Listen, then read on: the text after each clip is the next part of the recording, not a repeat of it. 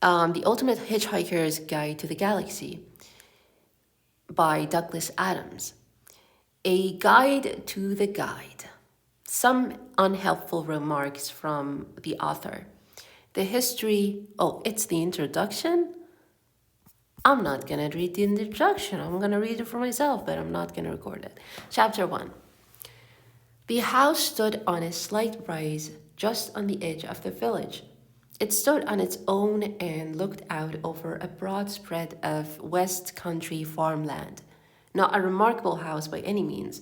It was about 30 years old, squattish, squarish, made of brick, and had 4 windows set in the front of a size and proportion which more or less exactly failed to please the eye. The only person for whom the house was in any way special was author Arthur Dent.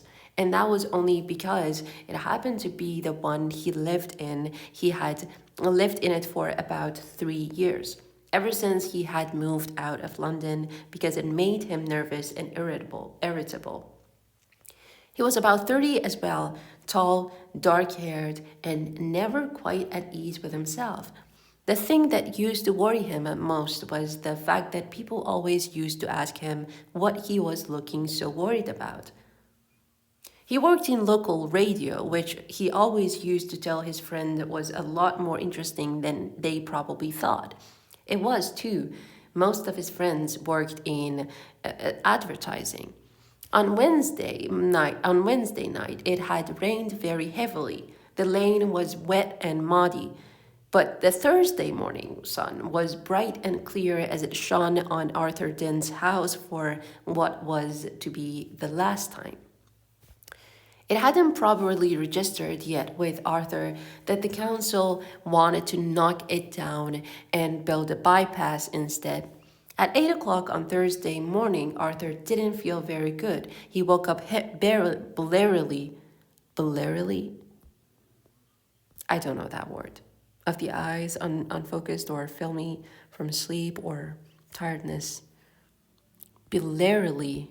I don't know if I'm pronouncing it right, but I'm very happy that I came across a new word. Got up, wandered blearily around his room, opened the window, saw a bulldozer, found his slippers, and stumped off to the bathroom to wash. Toothpaste on the brush, so scrub. Shaving mirror pointing at the ceiling, he adjusted it. For a moment, it reflected a second bulldozer through the bathroom window. Properly adjusted, it reflected Arthur Dent's bristles. Bristles. A short, stiff hair, typically one of those on an animal's skin, a man's face, or a plant. He shaved them off. Washed, dried, and stumped off to the kitchen to find something pleasant to put in his mouth. Why does the author say it like this? It's interesting. Kettle, plug, fridge, milk, coffee, yawn. The word bulldozer wandered through his mind for a moment in search of something to connect with. The bulldozer outside the kitchen window was quite a big one. He stared at it. Yellow, he thought, and stumped off back to his bedroom to get dressed. Passing the bathroom, he stopped to drink a large glass of water and another. He began to suspect that he was hungover. Why was he hungover? Had he been drinking the night before? He supposed that he must have been. He caught a glint in the shaving mirror, yellow, he thought, and stumped onto the bedroom.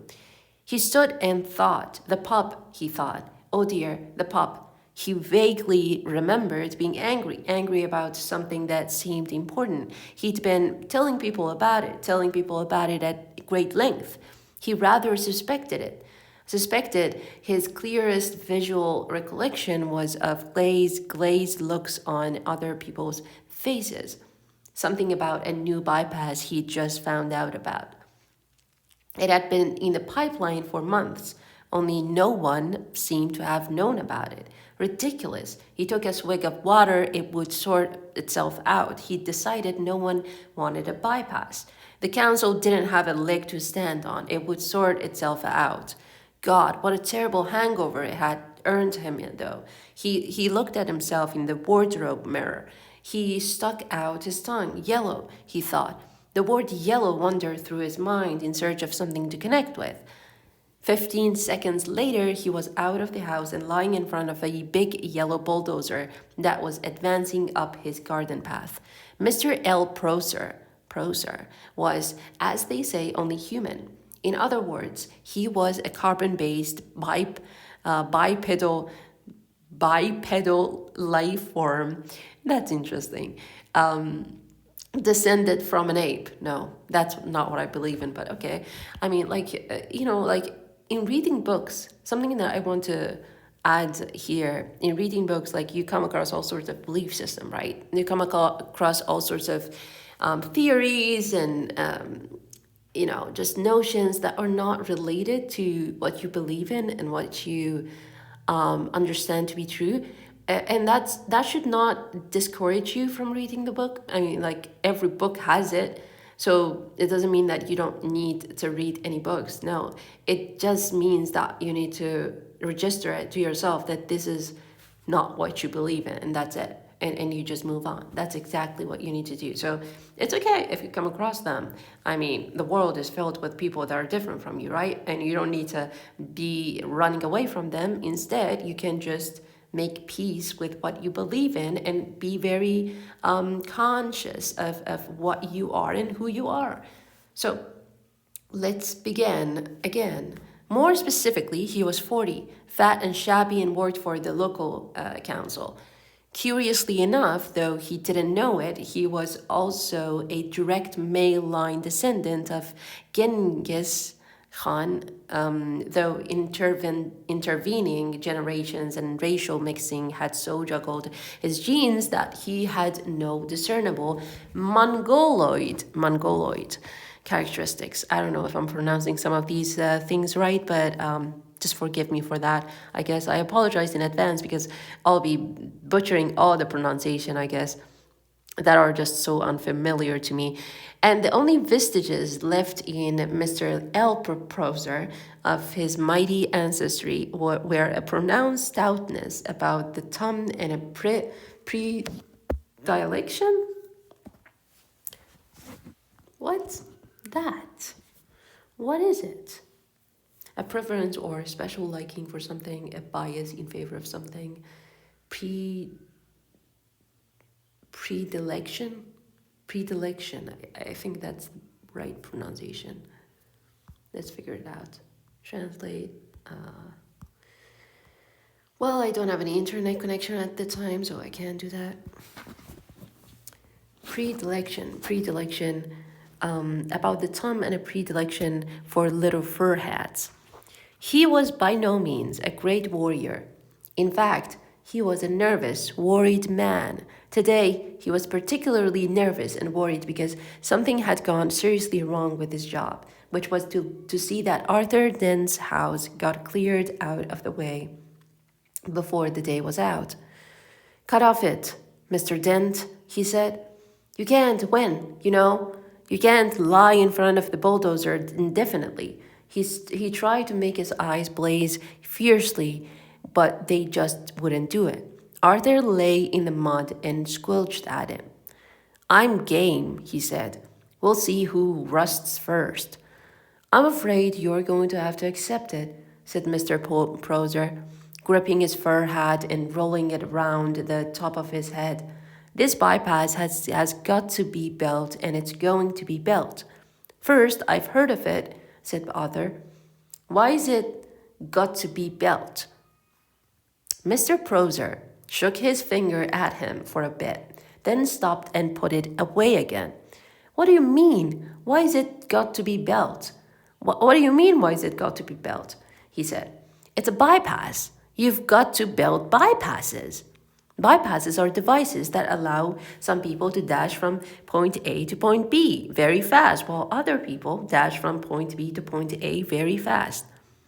People living at point C, being a point directly in between, are often given to wonder what's so great about point A that so many people from point B are so keen to get there. And what's so great about point B that so many people from point A are so keen to get there? They often wish that people would just once and for all work out where the hell they wanted to be.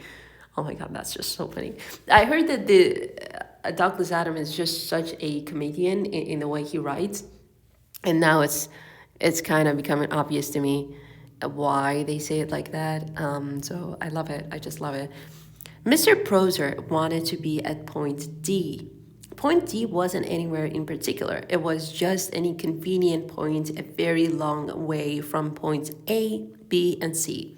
He would have a nice little cottage at point D, with access over the door, and spend a pleasant amount of time at point E, which would be the nearest pub to the point D. His wife, of course, wanted climbing roses, but he wanted access. He didn't know why. He just liked access. He flushed hotly under the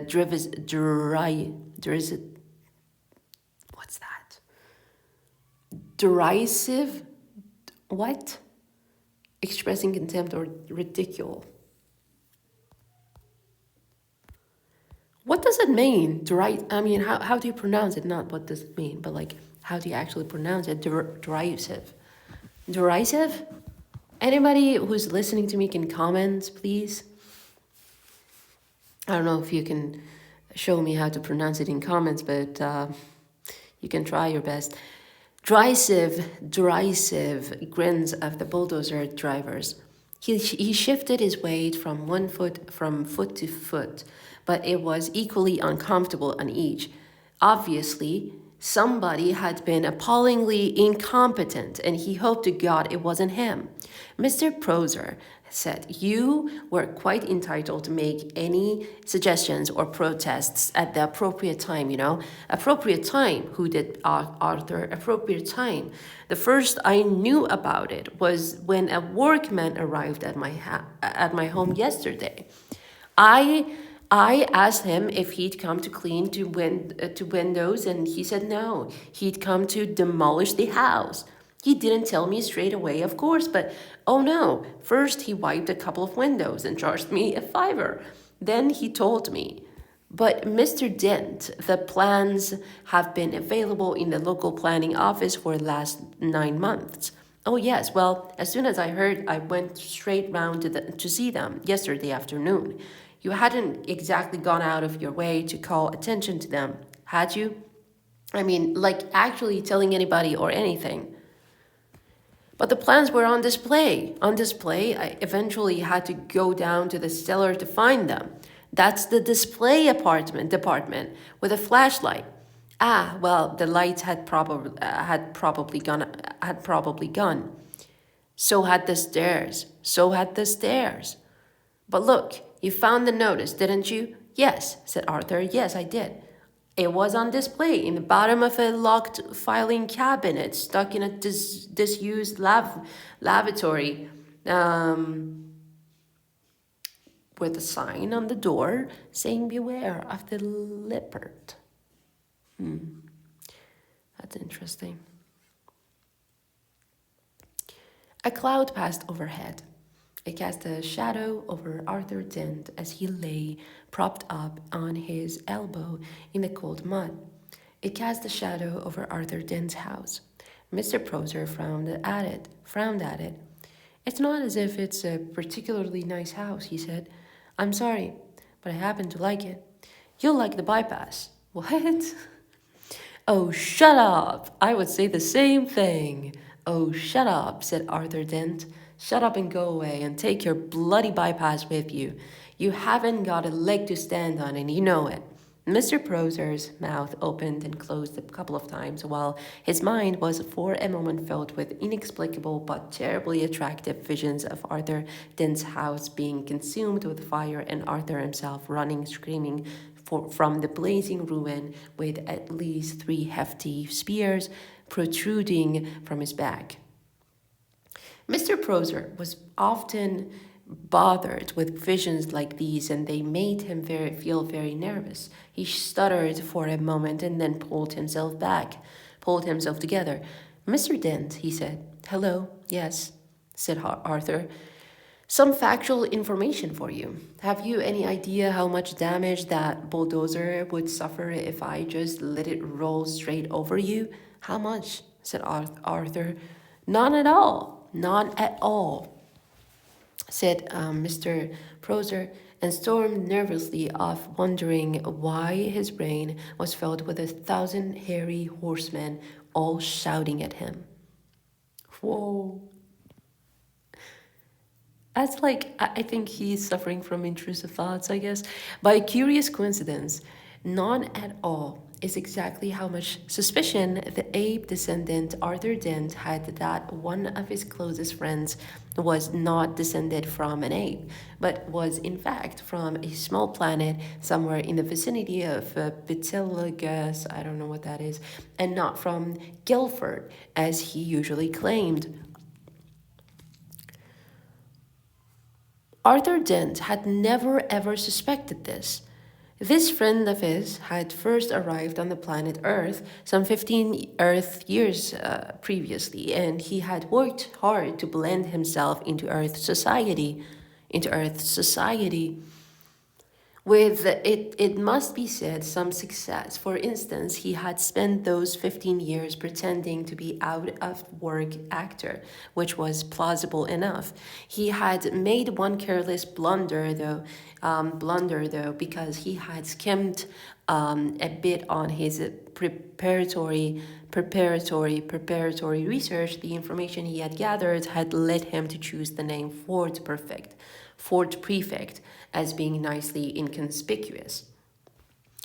He was not conspicuously tall. His features were striking but not conspicuously handsome. His hair was wiry and gingerish and brushed backward from the temples. His skin seemed to be pulled backward from the nose. There was something very slightly odd about him, but it was difficult to say what it was. Perhaps it was that his eyes didn't seem to blink often enough.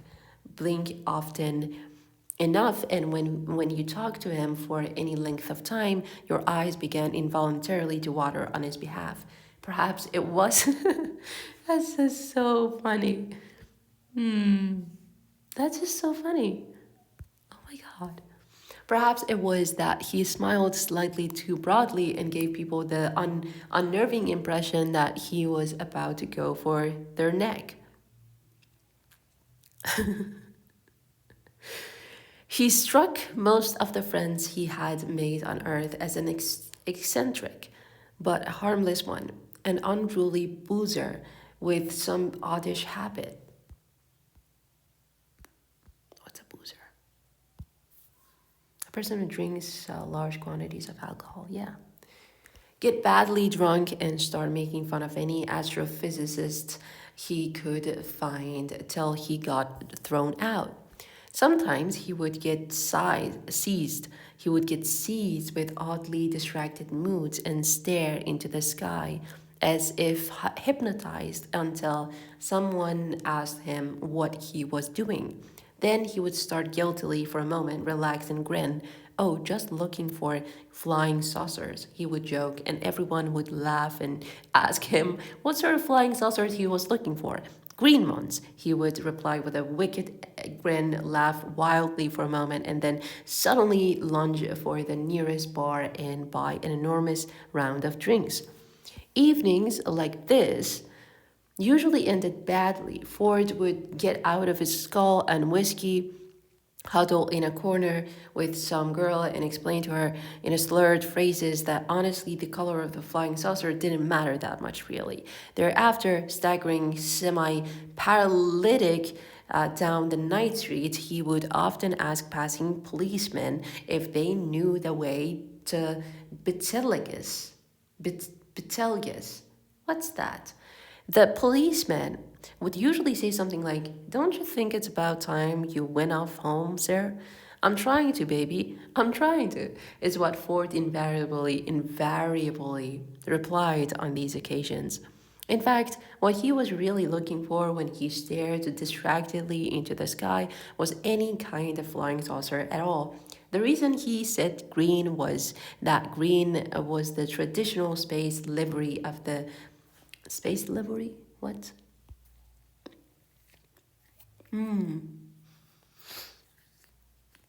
Okay, get it. Got it.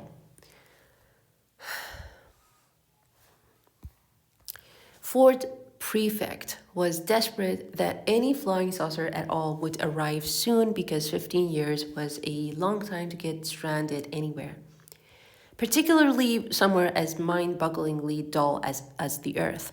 Ford wished that a flying saucer would arrive soon because he knew how to flag flying saucer down and get lefts from them. He knew how to see the marvels of the universe for less than 30 Alterian dollars a day. In fact, Ford Prefect was a roving researcher for that wholly remarkable book, The Hitchhiker's Guide to the Galaxy. Okay, that's the name of the novel. Human beings are great adapters, and by lunchtime life in the environs of Arthur's house had settled into a steady routine.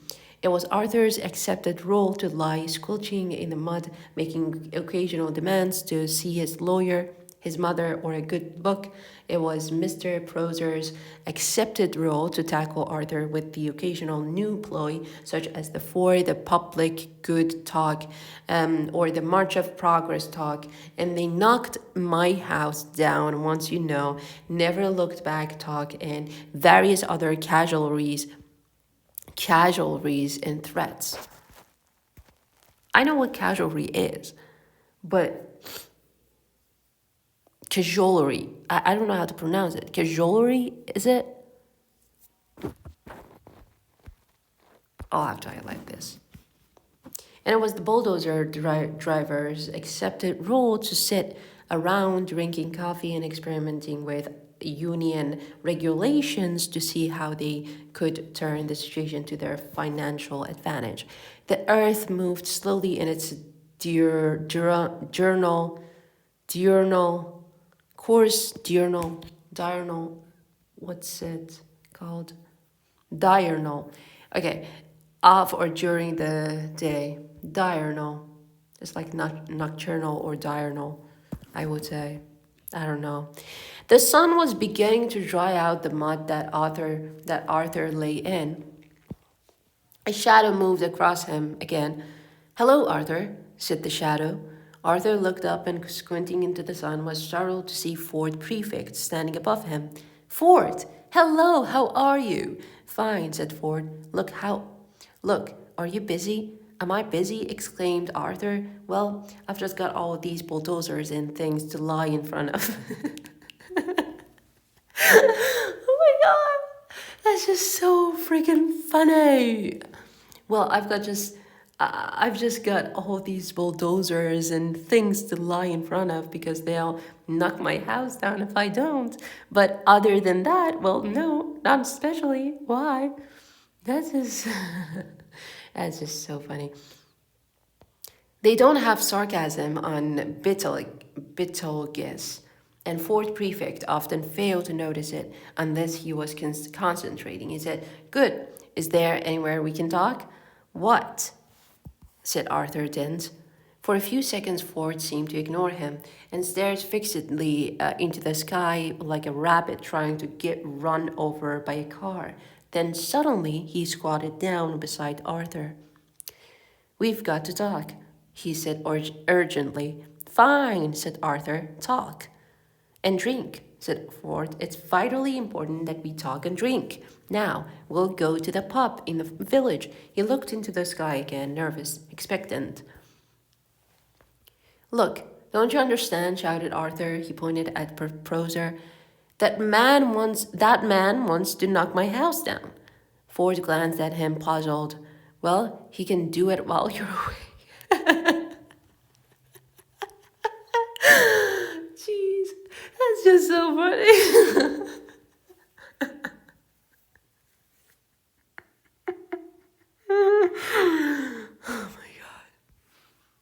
my God, this has to go into the red zone of funniness.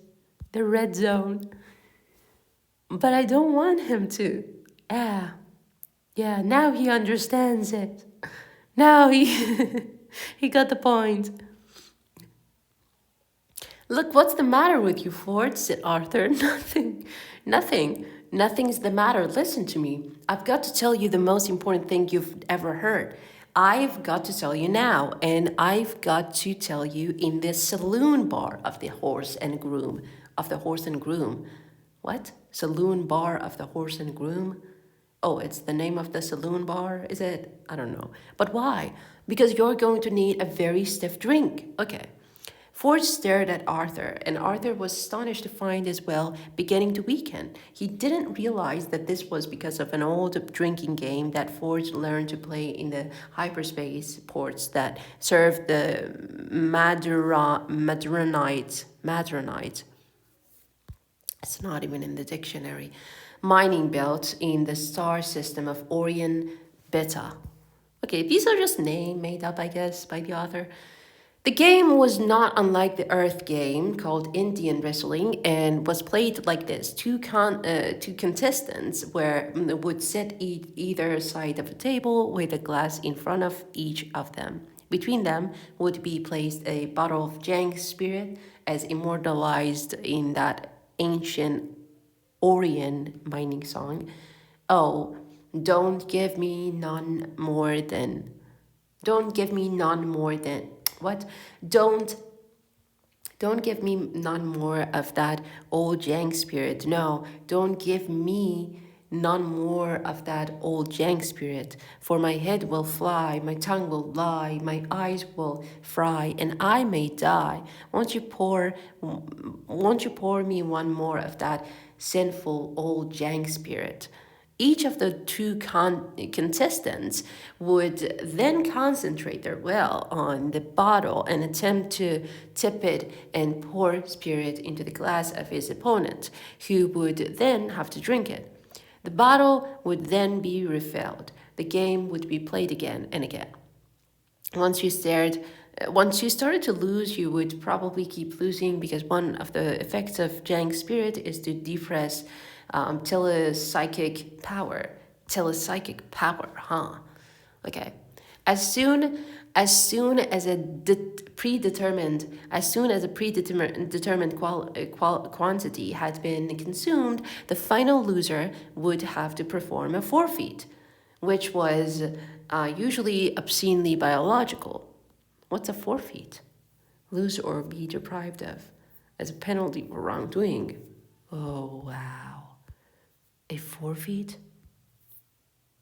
That's gross. Which was usually obscenely biological. Ford prefect usually played to lose. Ford stared at Arthur, who began to think that perhaps he did want to go to the horse and groom after all. But what about my house? He asked plaintively. Ford looked across to Mr. Prosser, and suddenly a wicked thought struck him. He wants to knock your house down. Yes, he wants to build, and he can't because you're lying in front of his bulldozer. Yes, and I'm sure we can come to some arrangement, said Ford. Excuse me, he shouted. Mr. Prosser, who was arguing with a spokesman for the bulldozer drivers about whether or not Arthur Dent constituted a mental health hazard and how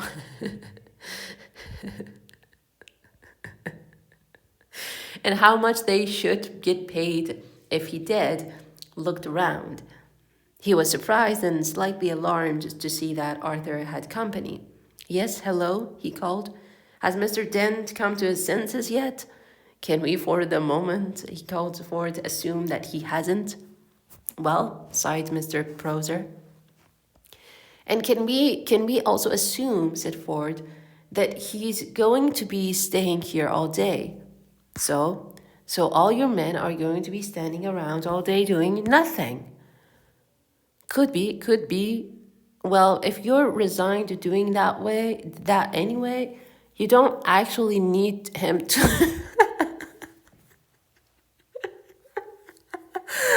Gee, funny? Why is Ford so funny? So logical and so funny. I'm sorry, I'm laughing so loud. But it's okay. If you're resigned to doing that anyway, you don't actually need him to lie here all the time, do you? What? You don't. Said Ford patiently. Actually need him here. You don't actually need him here. Mr. Poser thought about this. Okay, what is there to think about? This is just so funny. You have to laugh about it. Well, no, not as such, he said. Not exactly need. Proser was worried. He thought that one of them wasn't making a lot of sense. Ford said, so if... Ford is so funny here. Ford said, so if you would just like to take it as read that he's actually here, then he and I could slip off down to the pub. Sorry, I can't stop laughing. Okay, it's not something that I can control because like this is actually the funniest book I've ever picked up. Like I recommend it. I can say that now. I could slip off down to the pub for half an hour. How does that sound? Mr. I can't stop laughing. This is just so good. A pool used by small children as a toilet. I'll have to stop this, I feel like, because I can't stop laughing at this. This is just so funny. Mr. Proser thought it sounded perfectly potty. That sounds perfectly reasonable, he said in a reassuring tone, in a reassuring tone of voice, wondering who he was trying to reassure. And if you want to pop off for a quick one yourself later on, said Ford, we can always cover for you.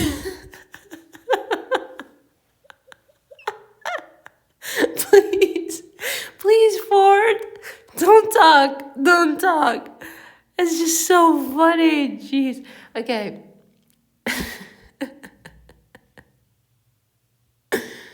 Thank you very much.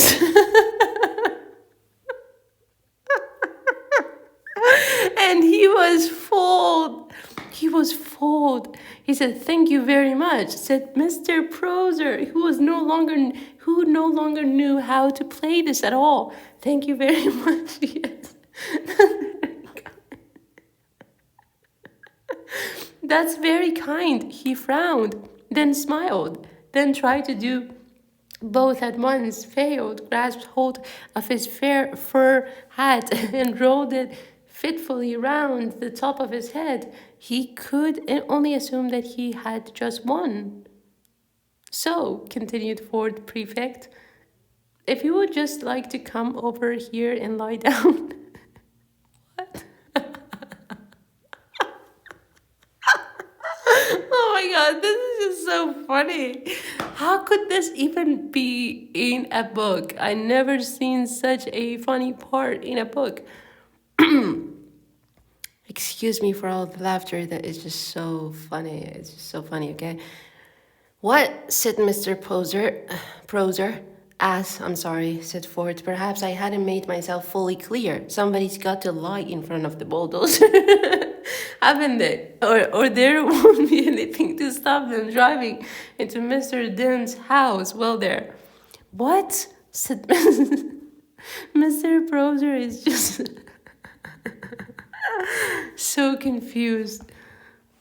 It's very simple, said Ford. My God. Okay, can I stop laughing at this? Can I stop myself from laughing? Okay, it's very simple, said Ford. My client, Mr. Dent, says that he will stop lying here in the mud on the sole condition that you come and take over from him. What are you talking about? Said Arthur, but Ford nudged him with his shoe to be quiet. You want me, said Proser, spelling out this new thought to himself, to come and lie there? Yes, in front of the bulldozer. Yes. instead of Mr. Dent. Yes, in the mud. In, as you say, the mud. As soon as Mr. Proser realized that he was substantially the loser after all, it was as if a weight lifted itself off his shoulder. This was more like the world as he knew it, he sighed. In return for which you will take Mr. Dent with you down to the pub? That's it, said Ford. That's it exactly. Mr. Proser took a few nervous steps forward and stopped. Promise, he said. Promise, said Ford. He turned to Arthur. Come on, he said to him.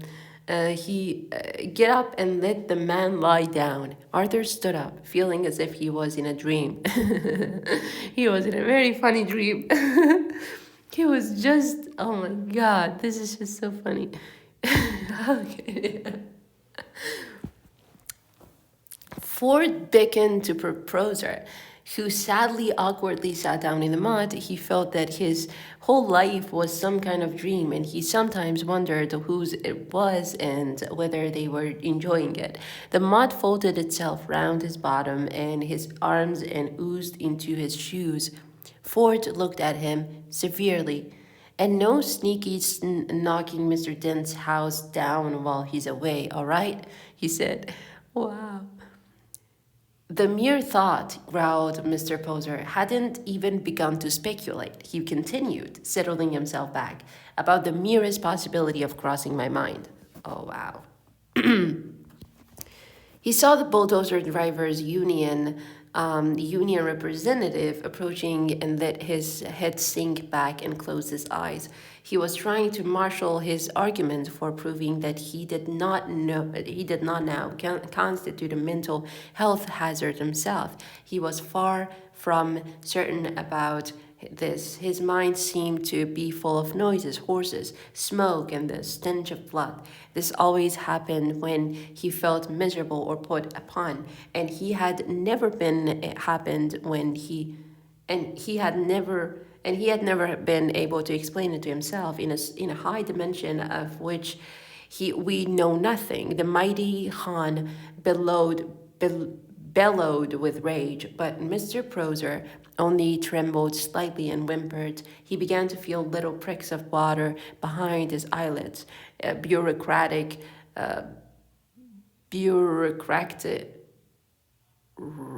what?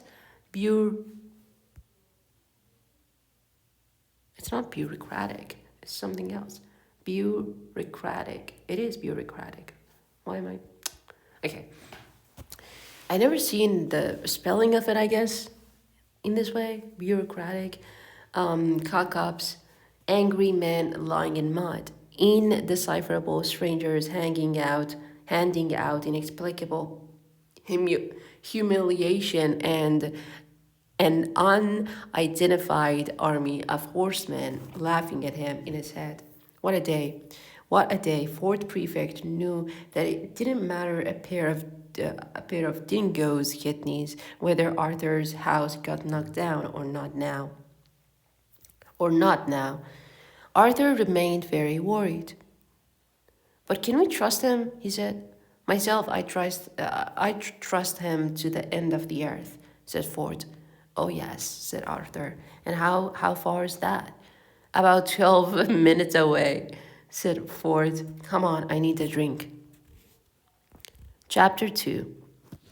Chapter 2 is going to be for the next episode, and I'll be reading the whole entirety of the Ultimate Hitchhiker's Guide to the Galaxy because I figured that it was a very worthy read. You could tell by the amount of laughter that it just drives out of my soul. And it's kind of very awesome to have such a beautiful book that shows you how wonderful the world is, I guess. Thank you so much for listening, and I'm signing off.